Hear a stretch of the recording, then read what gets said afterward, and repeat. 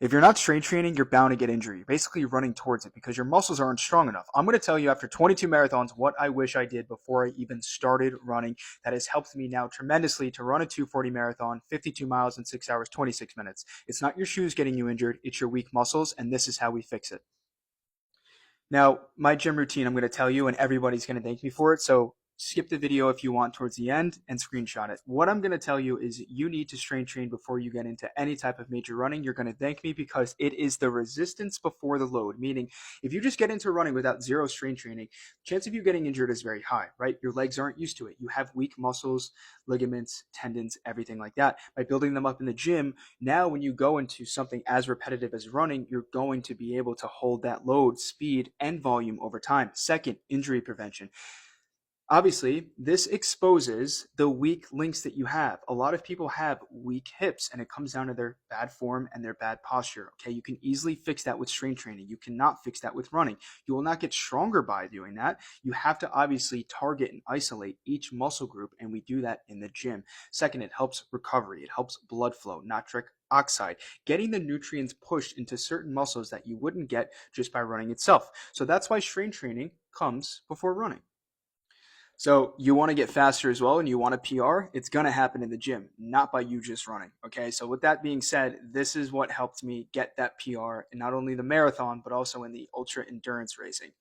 What I did is Monday, Wednesday, Friday, and I still do this after every single run, I hit the posterior chain. I hit back extensions. I hit two things for each muscle group. So I do back, glutes, hamstrings, and calves.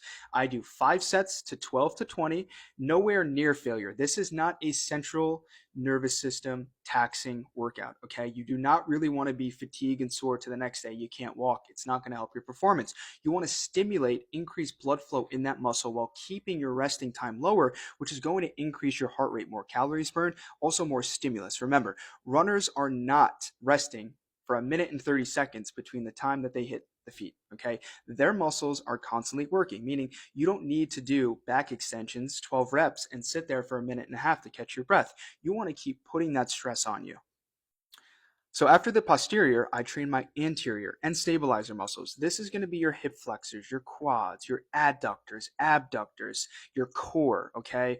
This is Tuesday, Thursday, Saturday. So I train 6 days a week strength and conditioning for running every single time after my run in the morning.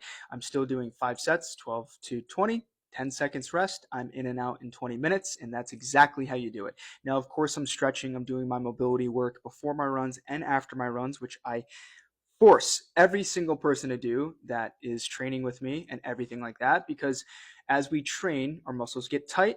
A tight muscle is not a healthy muscle. A pliable muscle where you can touch it and it bounces off, or there's no type of knots in it, is a very healthy muscle that has zero tension, maximum blood flow, and can stretch as much and be used as much as that muscle needs. So that's exactly how I strengthen condition my legs and how you should do the same. If you want to PR and get faster and add the power, it's going to come from strength training. And then you're going to condition it with your runs and everything is going to click.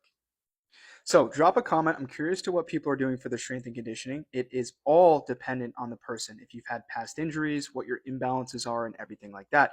This is what I do to hit every single muscle group the same amount of reps, the same amount of weight, everything like that, because we do not want imbalances. If we train quads 10 sets of 10 and hamstrings 4 sets of 2, it's common sense. Our quads are going to be stronger and faster, then our hamstrings are going to lack, our form could be off. Obviously, that's a crutch when it comes to running longer distances or trying to explode with power because your hamstrings are a lot weaker than your quads, okay? So that's exactly what I do. Drop a comment. I will respond to every single comment if you have questions, if you need help, how to actually strength train, any type of form, any type of reps. But this is what's helped me, and I've seen a massive increase because it doesn't come from my running. It came from my strength training. So good luck with it. Keep it up, and I'm out of here.